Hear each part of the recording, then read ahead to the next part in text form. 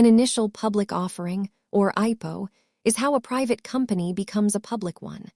Let's break down how this process works for everyday investors.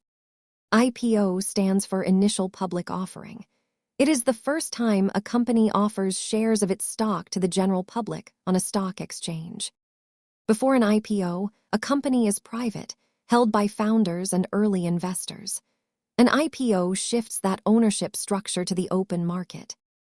Companies go public primarily to raise money for growth, allow early backers to sell their stakes, and gain prestige in the market. Public companies face much stricter rules than private ones, including regular financial disclosures to regulators like the Securities and Exchange Commission. The journey to an IPO takes months. It involves intense preparation, regulatory filings, and a roadshow to gauge interest from large institutional investors. Remember that the initial price is often determined by institutional demand, which can lead to significant price movement once trading actually begins. Understanding IPOs helps you navigate the market with more confidence.